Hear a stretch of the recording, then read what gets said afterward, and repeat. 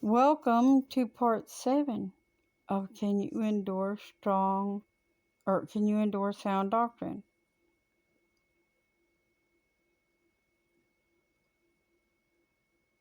Now,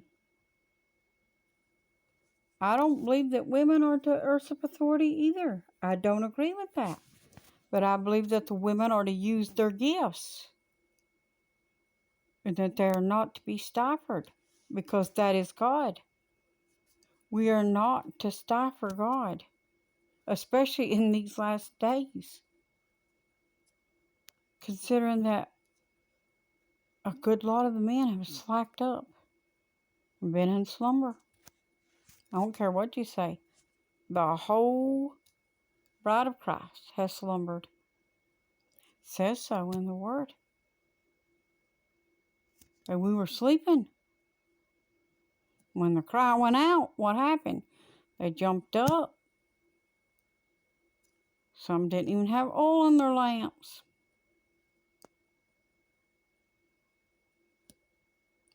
Anybody know what virgin means? And no, I'm not talking about the sexual virgin. So let's not go there. Talking about purity. Do you know what that means? When it's talking about these brides that's going out to meet the Lord, it's talking about them being virgins to sin. They're not touching the unclean thing.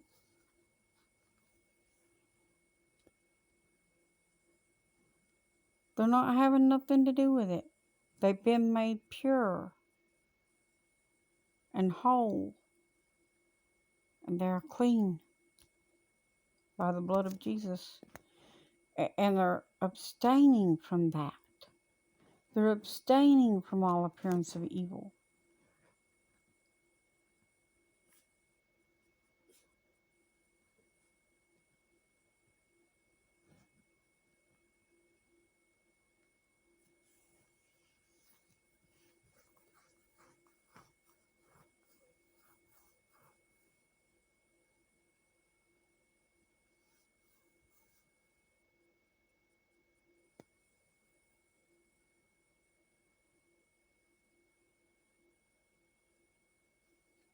But you gotta be loving the Lord enough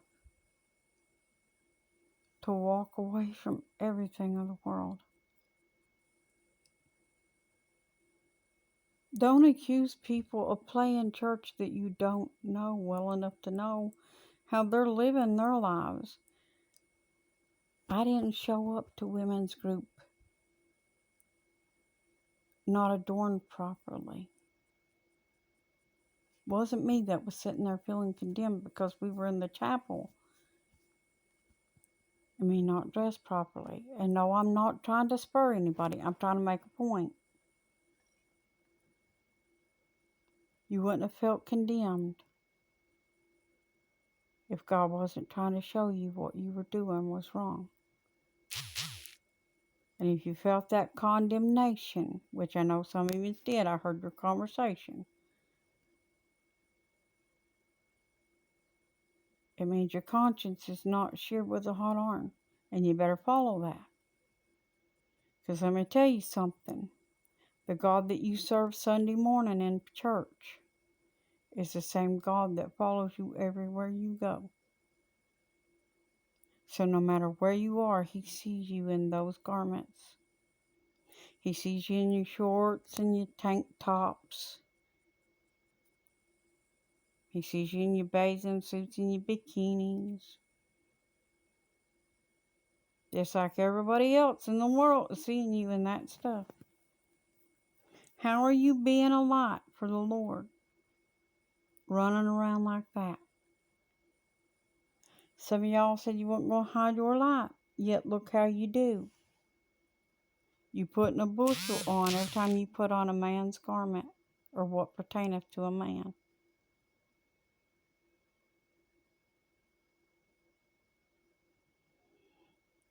Every time you put on a pair of pants or a pair of shorts or a bathing suit or a bikini that reveals your nakedness, or even just a short skirt that reveals your nakedness, or a low top that reveals your nakedness, or a top that's too tight and you're bulging out the top and the sides, or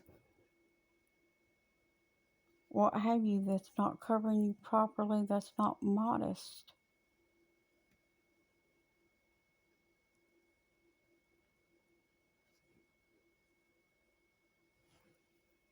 You're putting your light under a bushel because you don't have a light. Your lamp is empty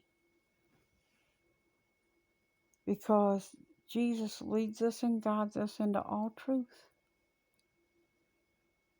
That's the Holy Ghost.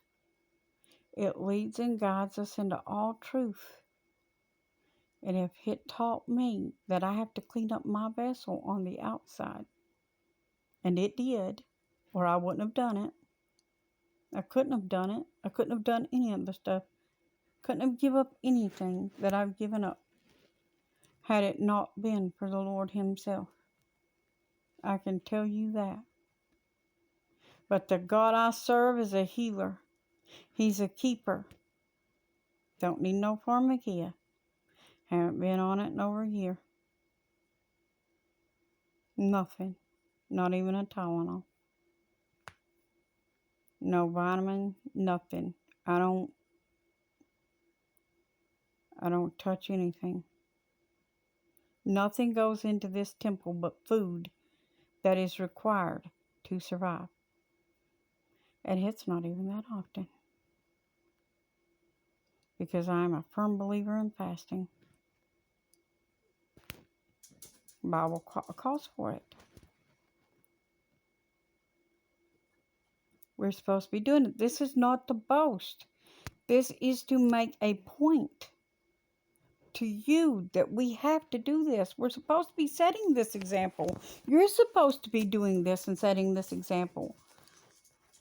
Just like I'm setting before you now. You're supposed to be doing that. You're supposed to be living this way. If you're not doing this, this is what we're doing.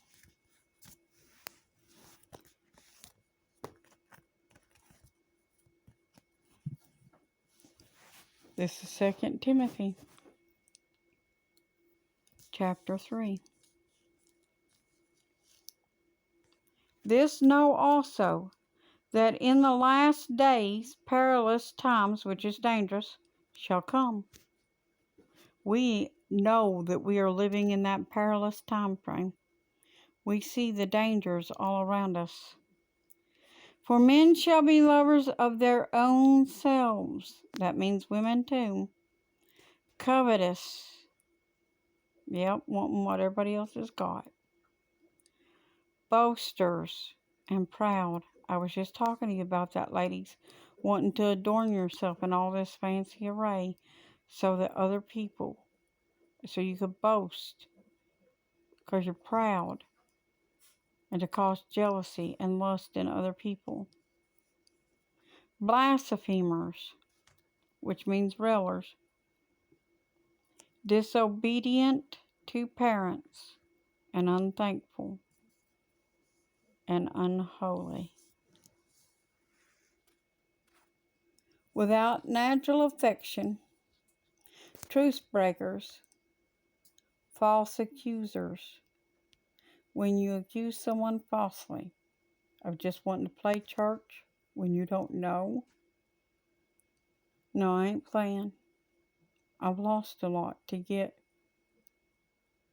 where I am right now with the Lord. I gave up my life. That's what I did. That ain't playing. See, I could walk back into my family's life right now if I wanted to. But I would have to dress differently. I would have to dress like them and act like them and not talk about the Lord. And I can't do that. I won't do that. I made my choice. Jesus is my choice. All I can do is pray for my family.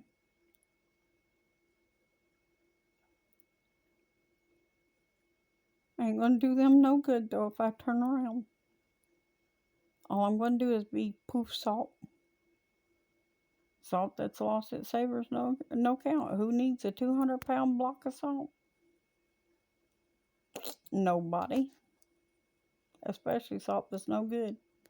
And if you turn your back on the Lord, you're no good. You ain't fit for even a sledgehammer, let alone the kingdom of God. Anyways, incontent, fierce, despisers of those that are good.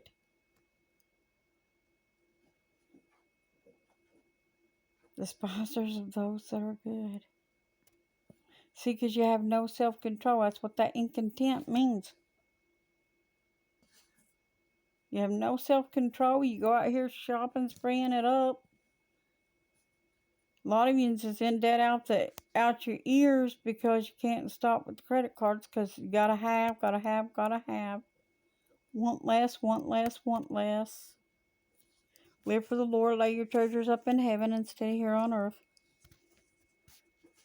Traitors, heady, high-minded, lovers of pleasure more than lovers of God. This is what you become because you won't keep the word of God. Moving right along. Here's what you have. Having a form of godliness. That means of religion, of our religion. Having a form of godliness, but denying the power thereof. From such turn away. See, we're supposed to turn away from those of you that are doing these things. We're not supposed to be allowing this stuff to go on in the house of God. But what are the ministers doing? Not preaching against it, that's for sure. Don't tell me you ain't turned over to engineer. I get thinking about this and how we've slumbered so long and this has been allowed to go on. But you don't want to holler at the pews any more than they already hollered out. That falling away is going to come. There ain't nothing you can do about it. Because it is written. Sure is. Why? So the man of sin could be revealed. Why else? Because those that fall away is the man of sin. What do you think that's revealing? 2 Thessalonians 2. Verse 2. No. Verse 3 and 4. Yes, verse 3 and 4. That the son of perdition could be revealed. Yep.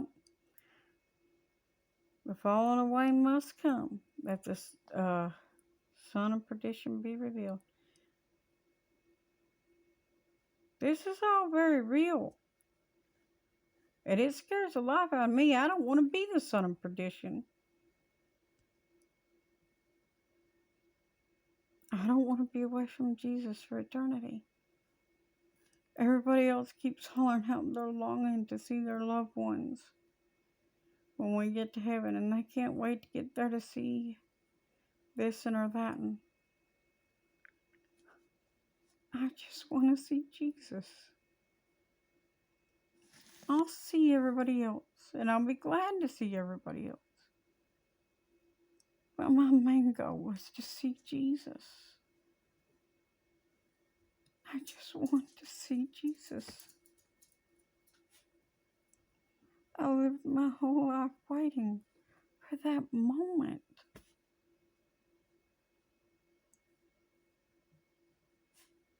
Waiting to see the one who has done so much for me, who has blessed me, kept me, who loved me when no one else did, which was pretty much all the time.